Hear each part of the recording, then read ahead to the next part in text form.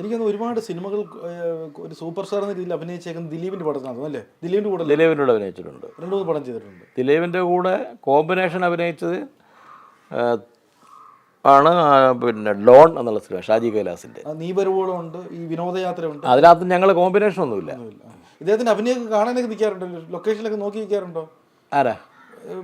നോക്കി ഞാൻ അങ്ങനെ നോക്കി നിൽക്കാറില്ല. ഒരു നടന്മാരുടെ ഇല്ല.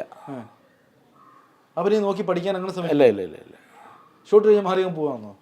നമ്മുടെ ഷോട്ട് കഴിഞ്ഞാൽ അപ്പുറത്ത് മാറിയിരുന്നേ. മമ്മൂട്ടി മോഹൻലാലൊക്കെ അഭിനയിക്ക് നോക്കിയ ഒരു കൗതുകമില്ലേ? ഇല്ല, അതെന്നാന്ന് വെച്ചാൽ ഈ എനിക്കങ്ങനെ ഒരു തോന്നലുണ്ടായിട്ടില്ല. അത് അഹങ്കാരം കൊണ്ടൊന്നുമല്ല. നമ്മൾ നമ്മുടെ ജോലി ചെയ്യുക, അവരവരുടെ ജോലി ചെയ്യുന്നു. ഇത് നമുക്ക് തിയേറ്ററിൽ കാണാമല്ലോ. ഏതായാലും ഫൈനൽ പ്രോഡക്റ്റ് നമുക്ക് സ്ക്രീനെ കാണാമല്ലോ.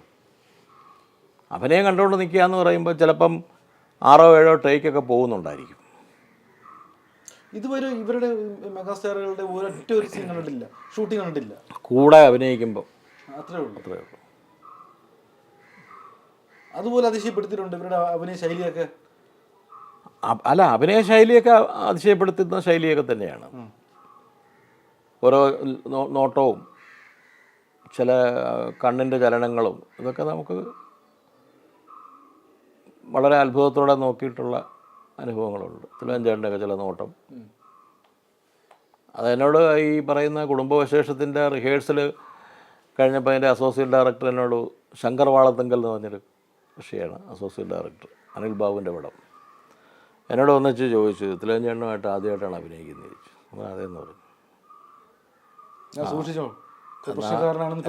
അല്ല, പുള്ളി പറഞ്ഞ് എന്നാന്ന് നോക്കിക്കണ്ട്. അപ്പം ഞാനൊരു നാടക ആർട്ടിസ്റ്റും കൂടി ആയതുകൊണ്ട് എന്നോട് പറഞ്ഞൊന്ന് ശ്രദ്ധിച്ച് നിന്നോണം കേട്ടോ, പുള്ളി റിഹേഴ്സലിനകത്ത് കാണിച്ചതൊന്നും ആയിരിക്കത്തില്ല ടേക്കിൽ കാണിക്കുന്നത് പറഞ്ഞു. അപ്പം ആദ്യം അങ്കലാപ്പുണ്ടായി, ഇങ്ങനെ എന്താണ് കാണിക്കാൻ പോകുന്നതെന്നുള്ളത്. ടേക്കിൽ അതനുസരിച്ച് ഞാൻ നിന്നു. എന്തായാലും ശങ്കർ പറഞ്ഞ പോലെ തന്നെ ചെറിയൊരു നമ്പർ പുള്ളി ഇട്ടു. എൻ്റെ കൗണ്ടർ ഞാനും കൊടുത്തു. നമ്പർ ഇട്ടെന്ന് പറഞ്ഞാൽ ആ സിനിമയിൽ ഈ പോലീസ് പാർട്ടി വരുന്നു. തിരുവഞ്ചേട്ടൻ അകത്ത് ഈ ബൈജുവിൻ്റെ പിതാവിൻ്റെ വേഷമാണ്. മാധവൻ എന്ന് പറഞ്ഞൊരു ഡ്രൈവറാണ്. അപ്പോൾ തിരുവഞ്ചേട്ടൻ്റെ മകൻ രാജൻ പി ദേവിൻ്റെ മകളെ അവർ തമ്മിൽ ഇഷ്ടമായിരുന്നു. വിളിച്ചുകൊണ്ട് വന്ന് രജിസ്റ്റർ വിവാഹം കഴിച്ചു.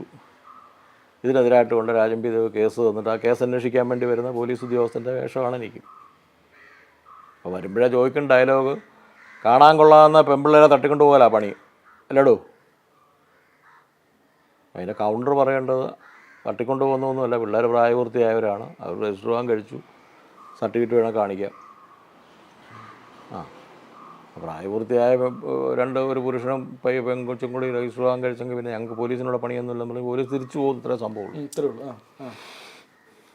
തിരുവഞ്ചേട്ടൻ ഞാനത് ചോദിച്ചു, ഞാൻ കാണാൻ കൊള്ളാവുന്ന പിള്ളേരെ തട്ടിക്കൊണ്ട് പോകാൻ പണിയുള്ളൂ എന്ന് വെച്ചു. മറുപടി പറയുന്നില്ല. നമുക്ക് അങ്കലാപ്പായി. ഇങ്ങനെ SIA മൊത്തം ഒന്ന് അളക്കുക പുള്ളി ഒരു ലുക്കിലൂടെ. ഇവിടെ ഫിലിം ഓടിക്കൊണ്ടിരിക്കല്ലേ, ഡയലോഗ് പറയണം. ഡയലോഗ് പറയണം. അപ്പോൾ പുള്ളിയുടെ ഭാഗം പുള്ളി ഒന്ന് ഇംപ്രവൈസ് ചെയ്യുകയാണ് കുറെ കൂടി, ഈ ബിൽഡപ്പൊക്കെ ഉണ്ടാക്കിക്കൊണ്ടിരിക്കുകയാണ്. അപ്പോൾ ഇപ്പുറത്ത് ഫിലിം ഓടിക്കൊണ്ടിരിക്കുകയല്ലേ. അപ്പോൾ ഒരു ക്യാൻ എന്നൊക്കെ ഭയങ്കര വിലയുള്ള സമയമല്ലേ. അപ്പോഴാണ് ഈ ശങ്കർ പറഞ്ഞ സാധനം പെട്ടെന്ന് എൻ്റെ മനസ്സിലൂടെ വന്നു. തിരിച്ച് ഞാൻ ചോദിച്ചു കേട്ടില്ലടൂ, എന്താ എൻ്റെ പേര്?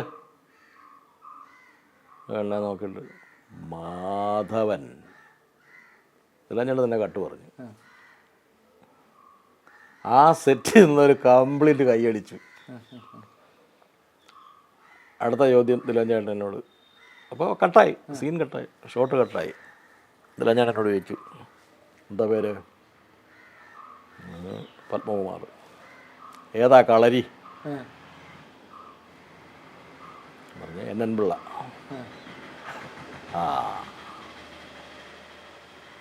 ചാലക്കുടി സാരഥി തിയേറ്റേഴ്സ് എന്ന് കേട്ടിട്ടുണ്ടോ? ഇവിടെ ഉണ്ട്.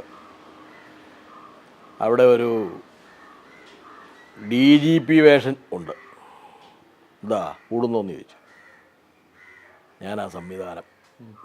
എനിക്കറിയാം ചാലക്കുടി സാരഥി തിയേറ്റേഴ്സിൻ്റെ പഴയ നമ്മുടെ മരിച്ചുപോയ ജോസ് പല്ലിശ്ശേരിയുടെ സമിതിയാണ്. ലോഹിദാസൊക്കെ ആ സമിതിയുടെ ഭാഗമായിട്ടൊക്കെ വന്ന ആൾക്കാരാണ്. ഇല്ലെന്ന് പറഞ്ഞു. നമ്മൾ ആയില്ലെന്ന് പറഞ്ഞു. എന്താ വേറെ പണിയുണ്ട് കേട്ടോന്ന് പറഞ്ഞു. എന്ത് പണി? കണക്കെടുത്ത് പണിയാണ്. ഇപ്പോൾ കോട്ടയം വിട്ടുള്ള ഒരു സമിതിയിൽ സഹകരിക്കാനായിട്ട് സമയമില്ല. ഓഹോ. അപ്പോൾ പിന്നെ ഞങ്ങളങ്ങ് ലോഹ്യമായി. ഷോട്ട് കഴിഞ്ഞ് പിന്നെ എന്നോട് ഭയങ്കര ഇഷ്ടം. പിന്നെ തിലചേട്ടൻ പോയിരിക്കേണ്ടത് തന്നെ വിളിച്ചിരുത്തി ഞങ്ങൾ തമ്മിൽ ഒരുപാട് കഥകളൊക്കെ പറഞ്ഞ് പിന്നെ അതൊരു വലിയ ഇഷ്ടമായിട്ട് മാറി. ഈ തിലചേട്ടൻ പക്ഷേ ഒരാളുടെ മുമ്പിൽ തലവനിക്കുന്ന ഒരു ക്യാരക്ടർ അല്ല അല്ലേ? പാടാ അദ്ദേഹത്തിൻ്റെ മേളിൽ വേറെ നടന്ന് അല്ല, അതെന്നാന്ന് വെച്ചാൽ അദ്ദേഹം ചെയ്യുന്നത് പൂർണ്ണമായും ശരിയാണ് എന്നുള്ളൊരു ഉറച്ച വിശ്വാസത്തിലാണ് അദ്ദേഹം ചെയ്യുന്നത്. തിലചേട്ടൻ്റെയൊക്കെ ഒരു സാന്നിധ്യമില്ലായ്മ എന്ന് പറയുന്നത് മലയാള സിനിമയുടെ വലിയൊരു നഷ്ടം തന്നെയാണ്. തിലകഞ്ചേട്ടനെ, നെടുമുടി വേണുചേട്ടനെ, ഇതൊക്കെ എന്ന് പറഞ്ഞാൽ നമ്മുടെ മലയാള സിനിമയിലെ 2 യൂണിവേഴ്സിറ്റികളാണ്.